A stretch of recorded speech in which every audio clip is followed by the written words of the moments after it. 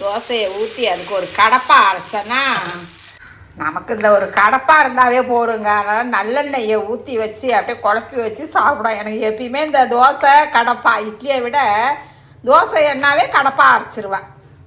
இது கொஞ்சம் chicken gravy இருந்ததா அதை அப்படியே லைட்டாக சூடு பண்ணி தோசைக்கு சூப்பராக இருக்கும்.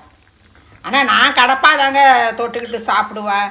நமக்கு சிக்கன்லாம் கொஞ்சம் சாப்பிட மாட்டேன், ரொம்ப அதிகமாக சிக்கன்லாம் சாப்பிட மாட்டேன். சரி அவங்களுக்கு வச்சு கொடுத்துருவோம். இப்போ மீன் பிடி கடையா, அதனால் மீனே கிராக்கி தான். இந்த நாளும் 200 போடுமா கிராக்கா? என்ன இன்னொன்று கூட வச்சு கொடுக்கும், இன்னொன்று கூட வச்சு கொடுப்பாங்க. இது வந்து 4 தான் தருவாங்குது. சரி பரவாயில்ல, குழம்பு மட்டும் வச்சுப்போம்மா. இன்னைக்கு வந்து நம்ம வீட்டில் காணாங்கழுத்த மீன் குழம்பு. அது வந்து அயலை மீனுன்னு சொல்லுவாங்க. இது வந்து காணாங்கழுத்த குழம்பு. சரி கொஞ்சம் உப்பு அள்ளிட்டு வாங்க, நான் அதை கழுவிடுறேன். உப்பு அள்ளிட்டு வாங்க. இந்த சிலிண்டர் என்னைக்கு வரப்போகுதுன்னு தெரியல. நம்மளும் பதிவு பண்ணி 10 நாள் ஆகிட்டு சிலிண்டர் பதிவு பண்ணி இன்னும் வந்த பாடு இல்லை. ஏதோ விறகு அடுப்பு இருக்கிறதுனால அட்ஜஸ்ட் பண்ணிக்கிறேன். நான் இல்லாதவங்க பாடு என்ன கஷ்டம். மாவு கொஞ்சம் தாங்க இருந்தது, ஊற்றிட்டேன். என்னமோ தெரியல, இந்த தடவை ரேஷன் அரிசி கொஞ்சம் நல்லா பளிச்சுன்னு கொடுத்துருக்காங்க. ரேஷன் அரிசி தான் ஊற போட போகிறேன். ஊற போட்டா நானும் வைத்தியம் வேண்டியதான். அரிசி நல்லா இருக்கு. ஆமாம், இந்த தடவை தான் நல்லா இருக்கு அரிசி. அதுக்கு முன்னாடிலாம் அந்த அளவுக்கு இல்லை. அதே பாருங்க. ஆனால் இட்லி அரிசி தான் இந்த தடவை வாங்கினேன். 10 கிலோ இட்லி அரிசி, 10 கிலோ கோதுமையும் வாங்கிட்டு வந்தேன். நானும் இந்த அடுப்பை தொடச்சி வைக்கிற வேலை தான். என்னைக்கு சிலிண்டர் வரும் மாற்றி சமைக்கலான்னுட்டு ஏதோ தொடச்சி வைக்கிற வேலை தான் எனக்கு. இங்கே செடியெல்லாம் நானும் வளர்த்துக்கிட்டு தான் இருக்கேன். அப்போ வளருது.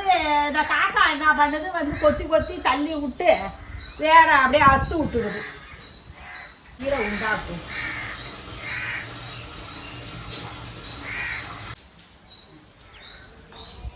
மேலே இந்த கிளம்புதான் என்னன்னே தெரியுங்க. அதை மேலே ஏறி பார்த்தா தான் தெரியும்.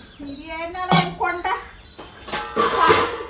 இந்த கொண்டை வேற நமக்கு அடங்க மாட்டேங்குது. கொட்டை எப்படி போட்டாலும் அவுந்துக்குது.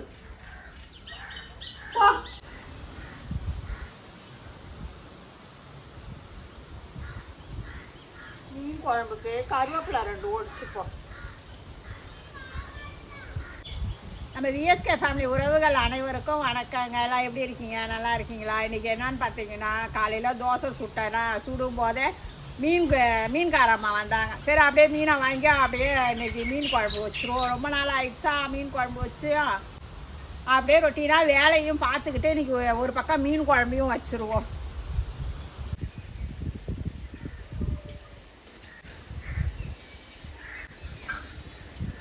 மீன் குழம்புக்கெல்லாம் கொஞ்சம் வெந்தயம் போட்டால் தான் நல்லா வாசனையாக இருக்கும். வெங்காயம் வடகம் சேர்த்தாலும் நான் வெந்தயம் கொஞ்சம் போட்டு செய்வேன்.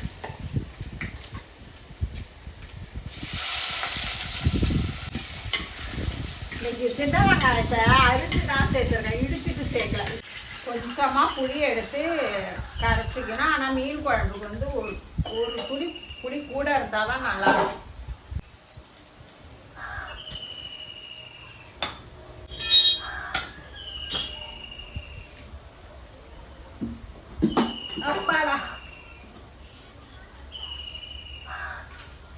தக்காளி போட்டு மீன் குழம்புல கரைக்கும் போது நல்லா இருக்கும். ஒரு 2 தக்காளி குழம்புல வதக்கிட்டு ஒரு தக்காளி புளியில கரைச்சிட்டா நல்லா இருக்கும்.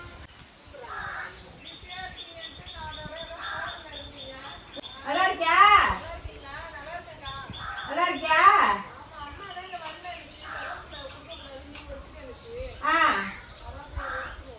சரி சரி சரி. ஆமாம்மா, நீ கொஞ்ச நேரத்துக்கு முன்னாடி வந்தா கூட பறிச்சிருப்பா.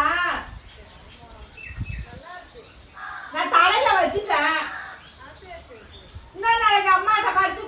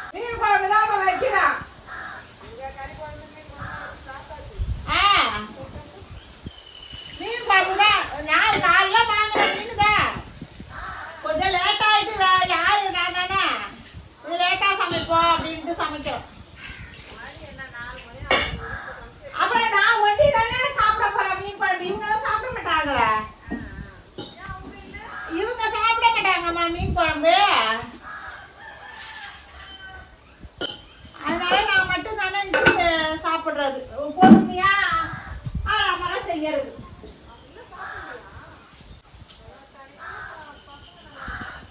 எல்லாம் நல்லா இருக்கும். ஆமா,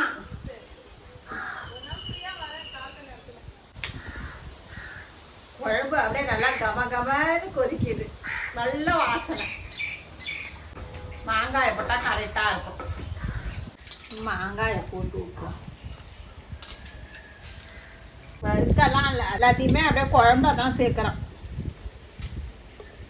கடைசியில் வந்து ஒரு கொத்து கருவேப்பிலை ஃப்ரெஷ்ஷாக போடணும், அப்படியே சில்லிட்டு சேர்க்கணும். காணாங்கழுத்த மீன் மட்டும் எப்பயுமே குழம்புல போட்டால் நல்லா இருக்கும், ஆனால் வறுத்தாலும் நல்லா இருக்கும், ஆனால் அந்த அளவுக்கு டேஸ்ட் இருக்காது. எப்பயுமே இந்த காணாங்கழுத்த மீன் வந்து ஒரு டேஸ்ட்டு கம்மி தான், ஆனால் இது வந்து உடம்புக்கு நல்லதுங்கிறாங்க. அது ஏதோ சத்துலாம் இருக்குங்கிறாங்க, அது என்ன சத்துன்னு தெரியல, ஆனால் இருக்கு. ஆனால் இந்த மீன் மத்தி மீன் இதெல்லாம் சாப்பிட்லான்னு சொல்கிறாங்களா, ஆனால் வறுத்தா நமக்கு பிடிக்காது, அது அந்த டேஸ்ட்டு இருக்காது. இது குழம்புல போட்டால் நல்லா இந்த காரம் புளிப்பு உப்பு எல்லாம் நல்லா பிடிச்சி போயிருக்குமா, எப்படி சொல்கிறது, அப்படியே சக்கை மாதிரி இருக்கும் வறுத்த மீன் சாப்பிடும்போது. இதுவே நம்ம வந்து குழம்ப வச்சு ஒரு 10 நிமிஷம் கழிச்சு தான் நம்ம சாப்பிட்டோம்னா நல்லா உப்பு புளிப்பு காரம்லாம் நல்லா பிடிச்சி போயிருக்கும். எல்லாம் மாங்காய் கத்திரிக்காய் எல்லாம் போட்டு இன்னைக்கு ஒரு மீன் குழம்பு தான், சூப்பராக இருக்குது.